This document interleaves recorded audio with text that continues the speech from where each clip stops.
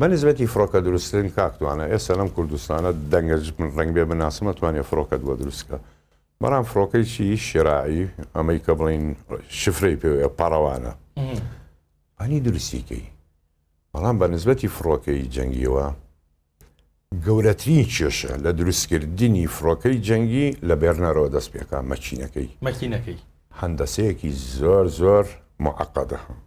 زەحمەت نییە باش ئێستا گەربەی لەسەر وڵاتێ مەسەلەن وەکو پاکستان G7 دروستەکە لە شکلی F16 بەڵام مەچینەکەی لە ئاساسەوە ئەمریکیە دەیتە سەر هندستان فڕۆکەی جیتاز دروستەکاتن ئەوەی بڵین لە معرەزەکە دووبەی کەوتە خوارەوە مەچینەکەی جەناڵ دایمەکسی ئەمریکیە یعنی مەچینەکەی ئەسڵەن هندستان دروستی ناکاتن بۆ هەندەسەی زۆر معقەدە دروستکردنی زۆر سەختە ئەم مەچینە چۆن مستەقر بێ خۆڕاگر بێ لە ئاسمان ئەم فڕۆکەیە کە ئەفرێ ئەمە خاڵی یەکەمی لە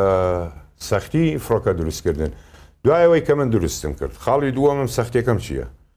منزوماتی ڕادار چۆن من ڕاداراتێ متەتەور پێشکەوتوو بتوانم دروست بکەم وەکو منزوماتی ڕاداری ئیسا لە فڕۆکە جەنگیەکانی ئەوانە کە ئەمە دروست بکەم لەگەڵ منزوماتی حربی ئەلکترۆنی تەشویش جگەلەوە خاڵی سێم کە دێ زۆر سەختە بۆ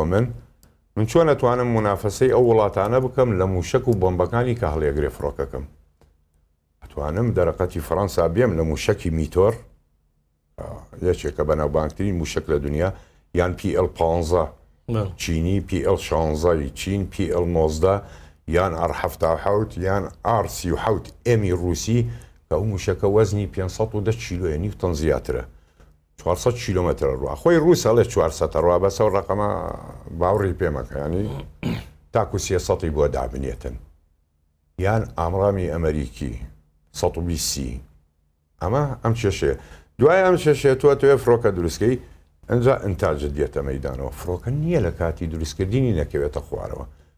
F-22 ڕاپتەر کەوتە خوارەوە کە دروستیان کرد F-35 لە ماوەی ئەم 10 ساڵە 15 فڕۆکەی کەوتە خوارەوە بەبێ شەڕکەوتنە خوارەوە دەیتە سەر مێکی رووسی مێکسی فڕۆکەوانی کوشت هەتاکو دروستیان کرد مێک 25 حوت فڕۆکەوانی کوشت هەتاکو دروست کرا کەوتە خوارەوە لە تاقیکردنەوە کەوتە خوارەوە واتە ئەمە مەرحەلە ئینتاج لێرە سەخت من ملیارەها دۆلارە سەرفەکەم وایە نە ئەنجا لە کۆتایە خاڵی ئاخیر تەسویق چێ لێم یەکڕێ و فڕۆکەی کە من دروستم کرد لە مستەوای فڕۆکەی ئەوان نییە 50 فڕۆکە بۆ خۆم دروستەکەم دەرەقەتی فڕۆکەی ئەوانیش نایەت لەبەرەوە وازی لێبێنم باشترە